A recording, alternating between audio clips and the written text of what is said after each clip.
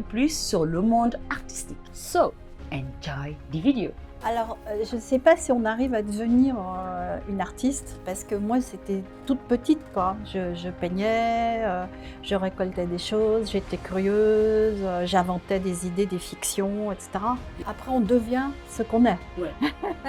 Mais on est déjà avec des choses qu'on a envie d'explorer, quoi.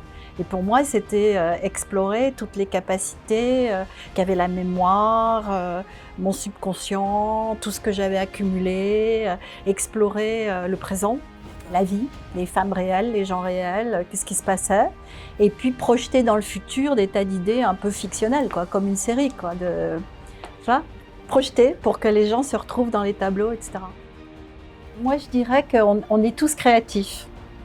Donc, le passage du créatif, surtout aujourd'hui, hein, parce qu'on a la chance de pouvoir s'exprimer. Alors après, c'est comment on transforme. Et pour moi, le mot transformer, hein, comme on dit aujourd'hui, quelqu'un qui se transforme de femme en homme, hein, il mute. Hein, ben c'est un serpent, il change de peau. Ben c'est pareil, hein, c'est se transformer. Se transformer, ça nécessite de ne pas regarder en arrière. Alors, les difficultés rencontrées sur mon parcours, Yvonne, je suppose que c'est les mêmes que toi, mais après, il y en a des spécifiques. Oui. La première, c'est d'être une femme, qui a un véritable handicap quand tu es artiste. Oui. Alors, beaucoup moins maintenant. Donc, c'est pour ça que j'invite toutes les femmes à créer et à pousser leur talent, parce que là, on est dans une épopée réelle des femmes qui prennent la parole sur leur corps, leurs émotions, leurs désirs, leurs visions. Bon, ça, il faut en profiter. C'est exceptionnel. Oui. Hein, par exemple, en France, ça n'a pas existé depuis la Révolution française. Il y a cette problématique-là d'arriver à exprimer quelque chose qui n'est pas conforme. Ensuite, il faut arriver à devenir ce qu'on est, dans un milieu qui ne pousse pas forcément au monde artistique. Moi, par exemple, on ne poussait pas du tout dans le monde artistique. Oui. Il ne fallait pas que je sois artiste, hein, parce qu'on se dit, elle ne va pas manger, elle va pas ci, elle va pas ça. Puis après, la difficulté, c'est la difficulté personnelle. C'est-à-dire, quand on est sur une page blanche, qu'est-ce qu'on va créer? Et la dernière difficulté, à mon avis, c'est quelle est l'empreinte qu'on laisse. Moi, je suis très attentive à ça. Depuis que j'ai 16-17 ans, ça m'a pris à ce moment-là. Je me suis dit, c'est hyper important d'être engagée et de laisser une empreinte qui apporte quelque chose, qui rentre en dialogue avec la société. Donc, pour moi, c'est ça, les étapes qui sont les plus difficiles, tu vois, d'affûter vraiment son style et de prendre beaucoup de risques. Donc, tout le monde est créatif, mais après passer du step entre création et art, c'est vraiment prendre du risque. Et vous prenez des risques? J'adore. J'adore prendre des risques.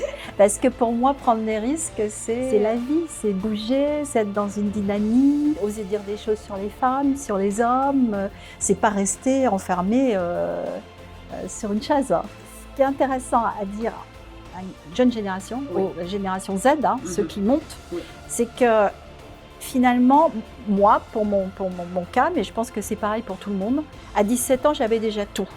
J'avais tous les ingrédients. C'est-à-dire que j'avais assez de rébellion, j'avais assez de curiosité, j'avais envie de changer le monde. Tu vois, on voit que les Z, ils ont envie de changer le monde. J'étais pour quelque chose de plus d'espoir, plus d'optimisme. Et j'avais aussi envie d'affûter ce que j'étais et de cerner ma personnalité, de ne pas me laisser avoir par le marketing, par le travail, par un monde qui allait m'empêcher d'être ce que je suis. Donc, il fallait que je sois sharp, voilà, sharp, radical, etc. Et je pense qu'on a tout à 17 ans, il ne faut pas perdre ça. Et quand on perd, il faut revenir en se disant « Attends, je vais faire ma petite retraite en Bretagne ou ailleurs. Je vais penser à comment j'étais, mon cerveau, quand j'avais 17 ans. Comment j'aurais fait ?» Et dire, mais ça je jette. Il faut être très audacieux.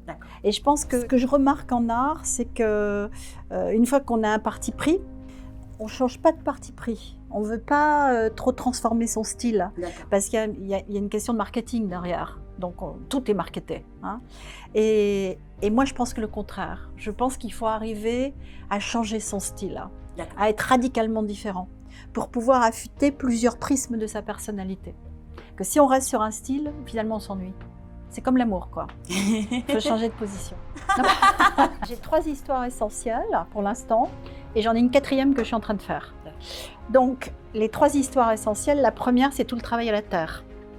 Donc, c'est donner un message pour les générations futures qui est de retrouvailles avec la terre, avec les ressources, avec un arbre, donc j'utilise de l'écorce, j'utilise de la terre, j'utilise de l'argile, j'utilise de l'eau d'un fleuve, j'utilise les bactéries, les petits animaux qui ont laissé des traces dans la terre, les mues de serpent, etc., que je retravaille dans mes tableaux pour raconter qu'est-ce que c'était cette culture. C'est dialoguer aussi avec une génération qui a envie de se poser des questions sur sa planète, et pas seulement sur le virtuel ou sur d'autres planètes un jour qu'on va explorer, Mars ou les galaxies. Oui. Hein?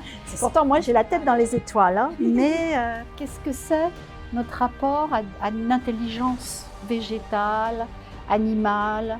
Qu'est-ce que c'est, nous, en tant que colocataires de la planète, et pas en tant qu'humains qui tuent tout? Ouais. Voilà. Donc ça, c'est la première partie. Donc j'ai beaucoup de choses avec de la matière dedans, des strates, des couches, des choses qui vivent et tout. Voilà, je te montrerai après. Et puis, effectivement, c'est très compliqué à coller, à maintenir, à machin, parce que bon, c'est comme des petits morceaux vivants, quoi. Ouais. Hein. J'ai un deuxième travail sur les migrations. Donc, j'ai travaillé sur tout ce qui était une civilisation de migrants, parce que je pense que les migrants, c'est des grands aventuriers, ce qu'on appelle les migrants, qui a toujours existé dans le monde entier. Il y a toujours eu des migrations dans le monde entier. Il y a toujours eu des mélanges dans le monde entier, sinon on ne serait pas ce qu'on est. Donc, c'est l'ouverture. En faisant ça, j'ai voulu sortir de tout ce qui était ce sujet lourd, où finalement on dit oh là là, comment on va les intégrer, comment on va ci, comment on va ça. Passionnel et lourd, hein, parce qu'on n'a pas envie de rencontrer finalement un migrant. On se dit flûte, comment je vais faire, quoi. Hein, quelqu'un qui a traversé la mer.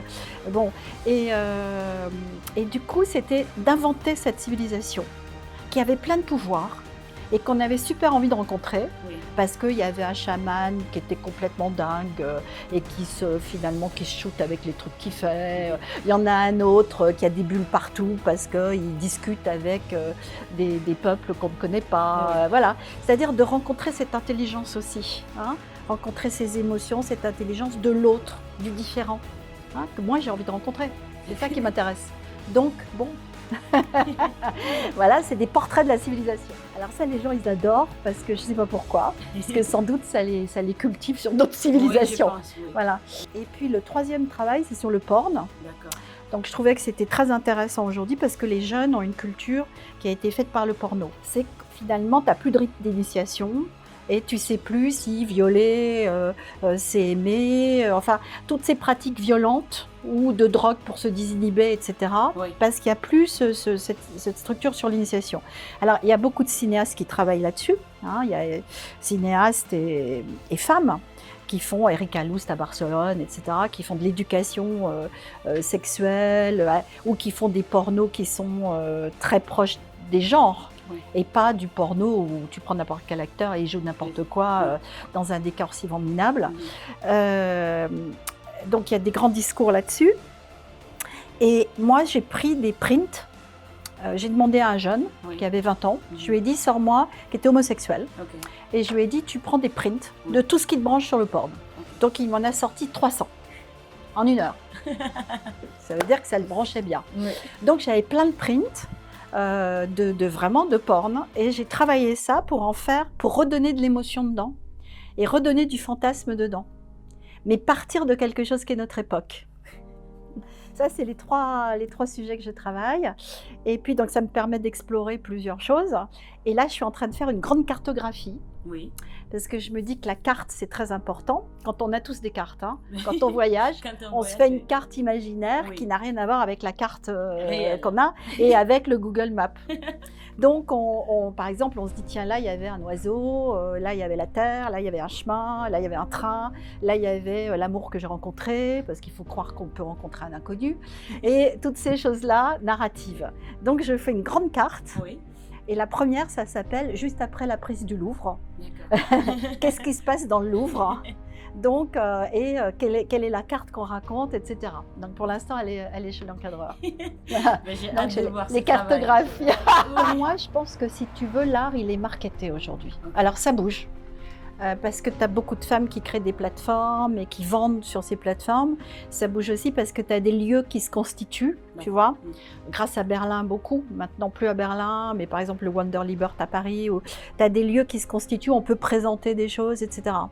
Mais tu as face à toi un marketing de l'art, avec les galeries, qui sont bien pires que les marques. Parce que je travaille beaucoup pour les marques, donc c'est bien pire parce que ça t'enferme en tant qu'artiste. Et pour moi, le conseil, c'est quand tu as ton truc à dire, que ça soit en musique, en cinéma ou n'importe quoi, ne rentre pas dans le schéma du marketing. Ok. Laisse-toi aller là où tu dois aller, trouve le lieu pour t'exprimer. Et c'est pas parce qu'aujourd'hui tu as des artistes qui font beaucoup d'immersion et de performance qu'il faut pas que tu fasses de la peinture. C'est pas parce que tout le monde fait de la peinture aujourd'hui, il y a un grand retour à la peinture aujourd'hui, qu'il faut pas faire autre chose, tu vois. Je pense qu'il faut trouver son truc, trouver sa voie. Je pense que c'est ça la clé. Et pas trop partir dans 4000 trucs. D'accord. Voilà. Tu approfondis ta voix. Si ta voix, c'est de faire des dessins avec des poésies complètement spontanées, etc., et de les passer sur Instagram, tu approfondis ça. Une fois que tu as fini ça, tu peux parfaitement démarrer sur musicienne, et après romancière, et après maman, et après je sais pas quoi. Tu vois, une vie, c'est fait aussi de projets que tu mènes. C'est pas fait juste de toute ma vie, je ferai des dessins sur Instagram avec des poésies. C'est ça ce que je peux dire à un jeune. Tu vois, je lui dirais, trouve ton objectif, quoi. Trouve ta voie, vas-y, même si c'est pas bon au départ, même si il faut y aller. Parce que tout ce qu'on fait avec ses mains, par exemple, tu vois, tu fabriques une sculpture, tu fabriques un objet, tu peins, ou avec d'autres choses comme la musique ou la caméra, tout ce que tu fais augmente ton potentiel artistique. Ça, c'est vrai. Je pense qu'il faut trouver son truc, trouver sa voie. Je pense que c'est ça la clé. Et pas trop partir dans 4000 trucs. D'accord. Et tout ce que tu regardes dans le métro, même au McDo, partout, te ouvre ta curiosité. C'est vrai. Et du coup, te donne. Et tu peux avoir quelque part, dans un train, dans quoi, une idée en disant « mais attends, c'est ça que je vais faire ». C'est vrai. Et c'est quand l'idée elle est lumineuse qu'il faut y aller. Je ne pense pas que les amis comprennent. Alors c'est très marrant parce que moi, je ne parle pas avec mes amis. Beaucoup d'amis ont découvert que je travaillais en tant qu'artiste en venant à l'exposition. Ils ne le savaient même pas. Ok. Parce que je pense que les amis, c'est une charge, tu vois, quand tu peins. C'est-à-dire que les amis, bon, tu discutes de tas de choses avec eux, mais quand tu commences à montrer un travail artistique, c'est très engageant. C'est ça. Tu vois, c'est très engageant, ce qui veut dire que si on te dit « ah ben ça, c'est pas terrible, là », ou « tu pourrais peut-être faire ça », ça peut être très intrusif, donc tu n'avances pas. Donc moi, je préfère montrer ça à des personnes que je ne connais pas, et ils réagissent. Et comme ça, au moins, je me confronte à quelque chose qui est le real woman and real man, quoi. Voilà. Mais pas un monde qui est déjà soit truffé d'affection, soit truffé de jalousie, soit truffé de tout ce qu'on veut, quoi. Une fois que le tableau il est fait, il appartient aux autres pour moi. Il ne m'appartient plus. Voilà. Mon big plan, c'est d'aller investir des espaces multiples de regard. C'est-à-dire que je ne voudrais surtout pas rester maintenant en aplat. Bon, je l'ai fait pas mal en aplat. Et faire des zones de regard multiples, tu vois. Donc, soit en utilisant la lumière, soit en utilisant... J'ai commencé comme ça, tout à fait au début, quand j'avais 13-14 ans, je faisais des trucs qui étaient très grands, avec de la lumière, du plat, des machins. C'est des choses, il faut se relier à des gens qui sont forts là-dedans. Mais j'aimerais beaucoup m'exercer là-dessus. Donc, je suis déjà là-dessus, sur des multicouches de vision. Tu vois, ça me plairait bien dans un bloc de béton, de mettre des multicouches et en même temps qu'il y ait une variabilité de la lisibilité sur l'image pour que tu puisses rêver, en fait. Moi, ce qui m'intéresse, c'est de faire rêver les gens. Et donc, ce que tu vas voir, c'est de très près, de très loin, une lumière, etc., quelque chose dans lequel tu vas pouvoir tourner, regarder, etc. D'accord. Voilà, ça c'est mon plan d'artiste. C'est plein de... Back to the studio, et j'espère que vous avez appris un peu plus sur l'art et que les conseils donnés par notre spécial guest Dom pourront vous être utiles. Certaines pensent que le travail d'artiste est un boulot simple, mais apparemment, comme nous l'avons vu dans cette vidéo, c'est pas le cas. Sois ouvert d'esprit, reste vrai et toi-même. Ça sera tout pour moi aujourd'hui, et si tu as aimé la vidéo, n'hésite pas à t'abonner pour les futurs updates et partage le lien qui pourra peut-être inspirer certains de tes amis. Merci les Frivois 6 et n'oublie pas, libère ta voix. Ciao, ciao et à la prochaine. Merci beaucoup.